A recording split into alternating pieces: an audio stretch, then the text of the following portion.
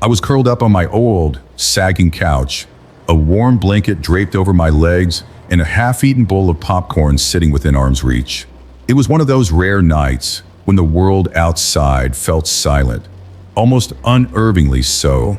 The soft glow of the TV flickered against the walls as my favorite series played on, pulling me deeper into its storyline.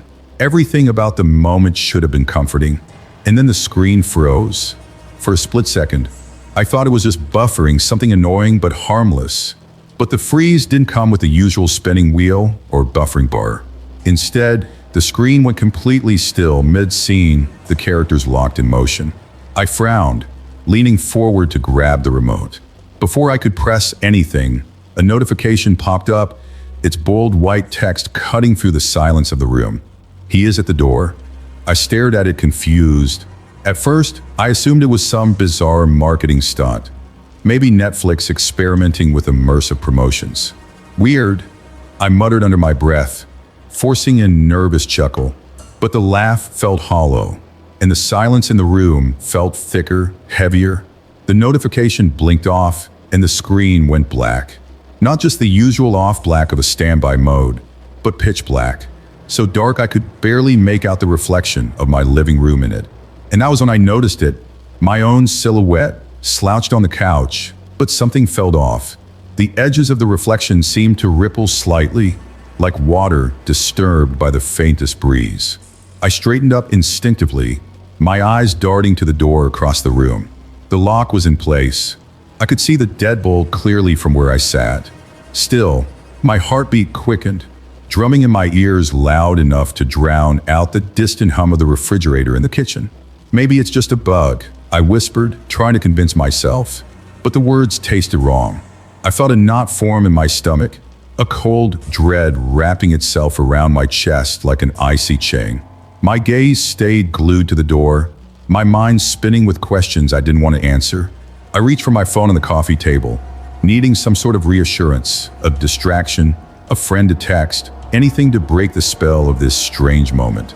But as I unlocked the screen, I realized my signal was gone. No bars, just the mocking words. No service. My hands trembled, and I set the phone down, trying to control my breathing. I told myself it was just a coincidence, a glitch, bad timing. But deep down, I knew there was something else, something more. I felt it, like the prickling sensation of eyes watching you when you're alone. The room felt suffocating, the quietness now unbearable. Every creak of the old floorboards and every soft rustle of the wind outside sent shivers down my spine. I glanced back at the TV, hoping it had reset itself. Maybe the series had resumed. Maybe this was all in my head, but the screen remained dark, a black void reflecting nothing but my own growing terror. Then, for reasons I can't explain, I whispered into the stillness. "Hello?" No answer, not even the echo of my own voice.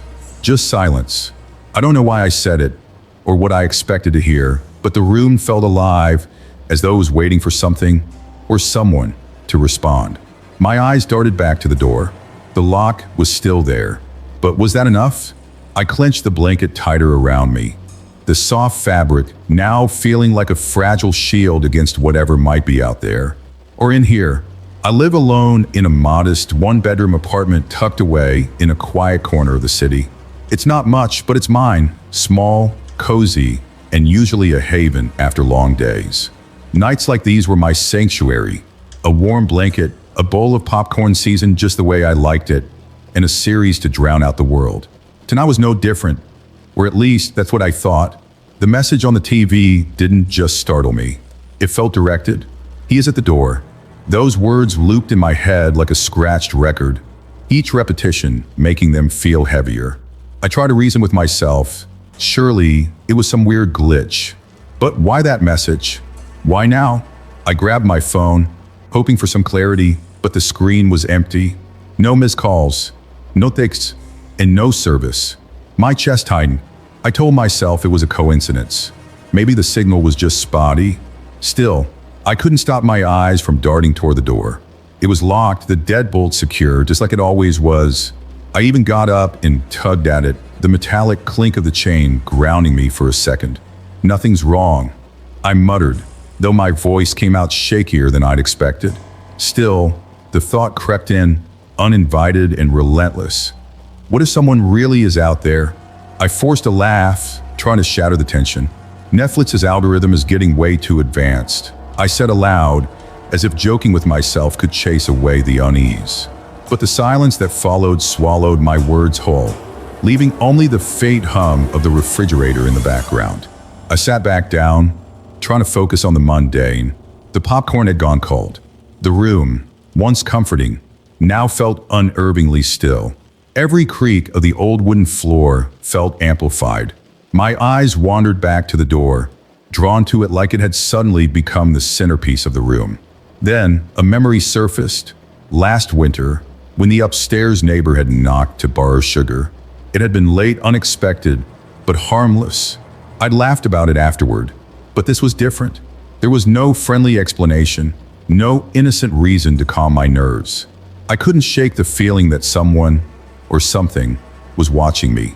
I checked the windows next, peeking through the curtains just enough to scan the street below. Empty. No shadows, no movement. The usual street lights glowed faintly against the pavement. But tonight, they felt weaker, dimmer, almost as if they, too, were unsure of what might be lurking just out of sight. A gust of wind rattled the glass, and I flinched. "Get a grip," I whispered, rubbing my arms to fight off the sudden chill that wasn't just from the air. But no matter how much I tried to convince myself, the feeling lingered, the nagging sense that I wasn't alone. And then, as if mocking me, the faintest sound echoed from the hallway beyond the door. A shuffle, barely audible, but unmistakable. My breath caught and I froze. Was it my imagination? Or had I just heard someone move? I wanted to check. I wanted to pretend it was nothing. But my legs refused to cooperate, cemented to the floor. Instead, I sat there, heart pounding, every nerve in my body screaming at me to stay put. Because deep down, I knew whatever was out there wasn't something I wanted to meet. Just as I began convincing myself it was all some bizarre coincidence, I heard it and knock. Faint, deliberate. Not the kind of knock you hear when someone is in a rush or impatient. No, this was slow, rhythmic, calculated. The sound was so subtle that at first I thought I'd imagined it. But then it came again, steady and deliberate, as if whoever or whatever was out there knew that I was already on edge. My breath caught in my throat and I froze. Every muscle in my body tensed like a coiled spring. I didn't dare move, didn't even dare breathe too loudly, as if the smallest sound from me would confirm to whoever was knocking that I was home. The seconds dragged on, each one a lifetime. I strained to hear anything else, footsteps, shuffling, anything to give me a clue about what was happening. But there was only silence, oppressive and absolute. And then, just as suddenly as it started, the knocking stopped. That should have been a relief, but it wasn't. The silence that followed was worse. The absence of sound felt intentional, almost taunting. My mind raced, frantically flipping through possibilities. Maybe it was a neighbor? Someone knocking on the wrong door? Or a prank? But who would knock at this hour and not say anything? I glanced at the clock on the wall. 1:13 a.m.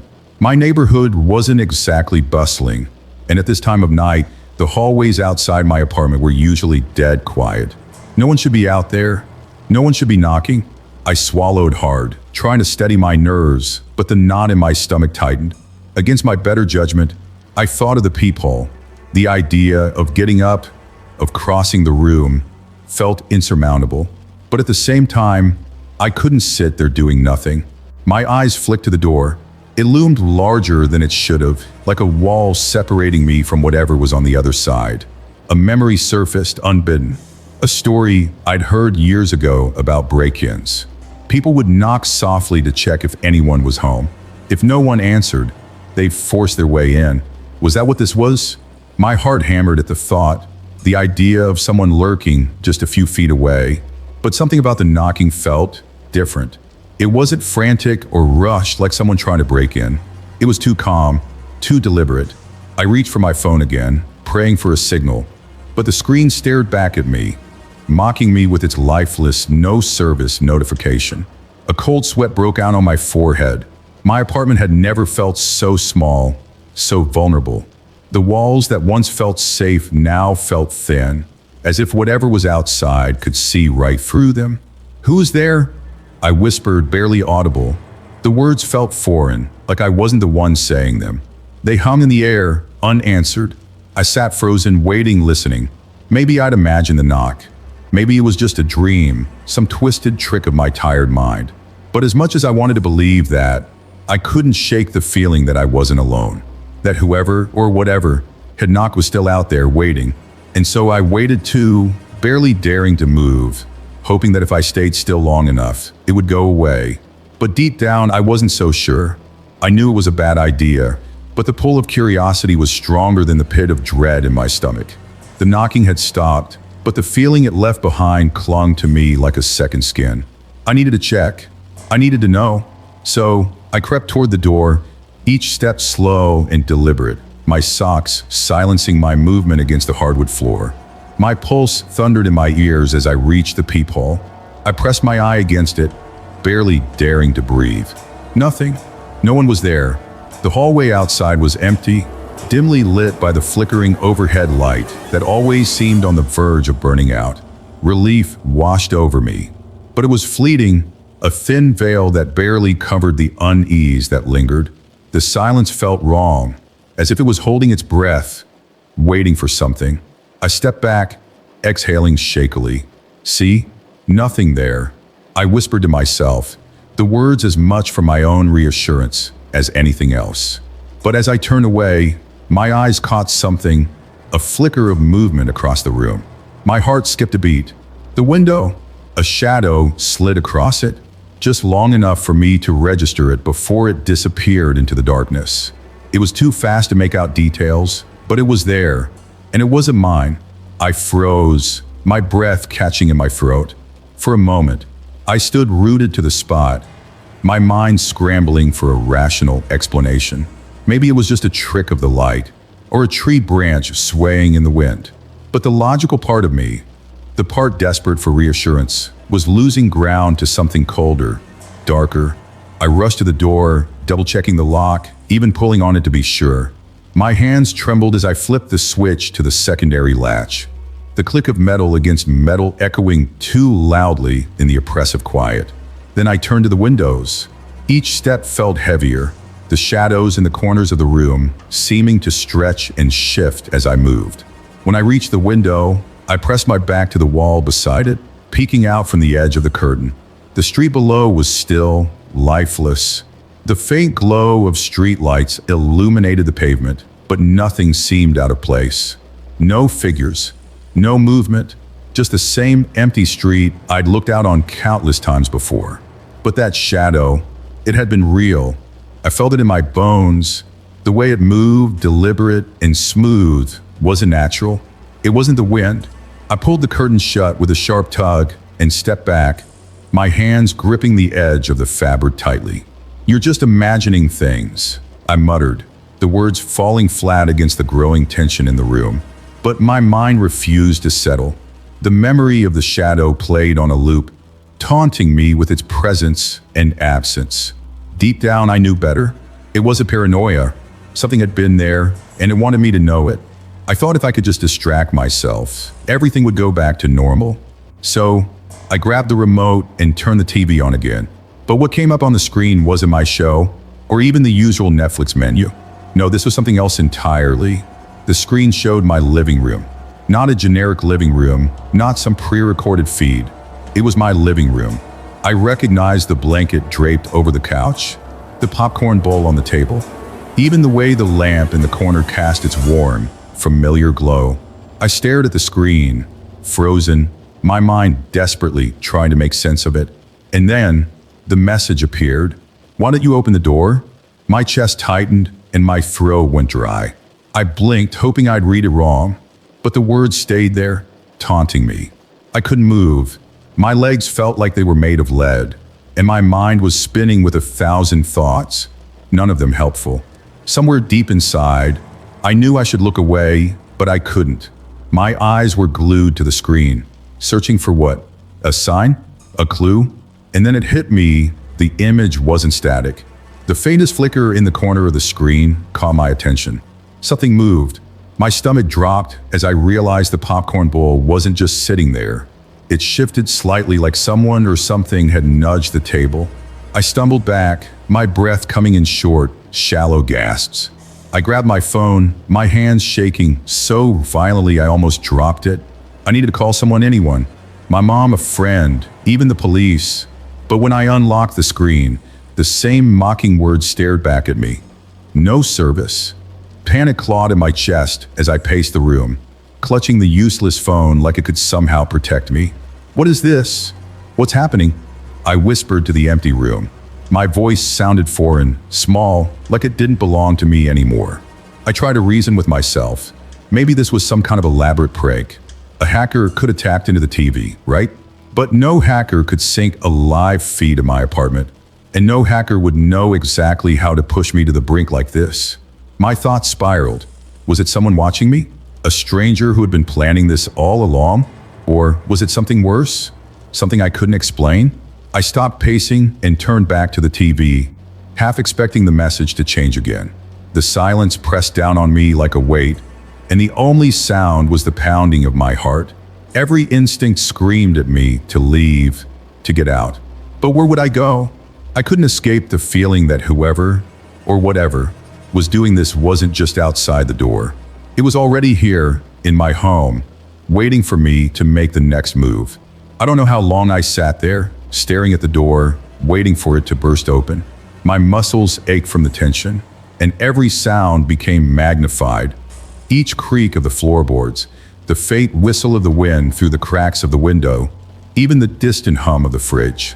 Every noise felt like a warning, a prelude to something worse. I wanted to move, to do something, anything, but fear had rooted me in place.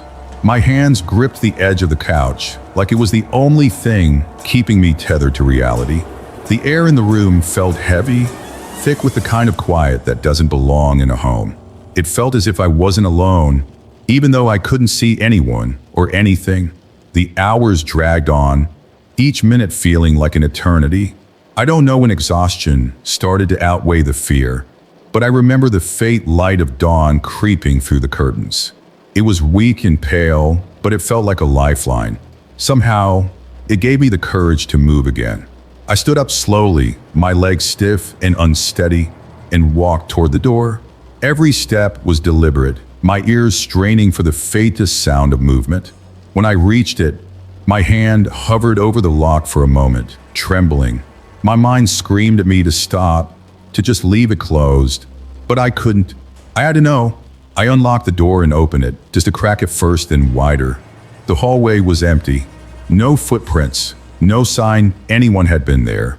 The air outside was still, carrying no hints of the chaos I had felt inside. It was just nothing, but the absence of evidence didn't feel reassuring. If anything, it made things worse. Whoever, or whatever it was, hadn't left a trace, and that made me feel more vulnerable than ever. The door clicked shut as I locked it again, double-checking the chain and deadbolt. It was secure, but the weight of unease pressed down on me like it hadn't been. I unplugged the TV that morning. I couldn't bear to look at it anymore, couldn't stomach the thought of seeing another message, or worse, another image of my living room. But even with the TV off, things haven't returned to normal. Sometimes late at night, I swear I can hear faint whispers coming from it.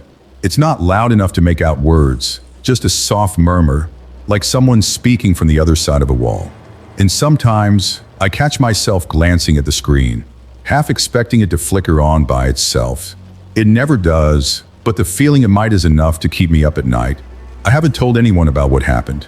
Not really. How could I? Who would believe me? Most days, I try to convince myself it was all in my head.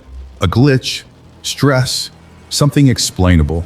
But then I'll hear a sound, something too deliberate to ignore, or catch a glimpse of movement in the corner of my eye. And I know, whatever it was that knocked on my door that night hasn't left. I can feel it, always watching, waiting. It's not loud, it doesn't make its presence obvious, but it's there, lingering in the edges of my life, just out of reach. Even now, as I'm telling you this, I can feel it, That sensation of being watched, of something lurking just beyond my sight. I keep hoping that if I share this, someone out there will understand. Maybe you've experienced something similar. Maybe you have answers. Because I don't, and I'm afraid that if I don't figure it out soon, I might lose my mind. And this was one of our followers' stories. If you want your story to be told by us as well, leave it in the comments below this video. And if you enjoyed this video and want to see more content like this, we prepared the next video especially for you. Click here to watch it,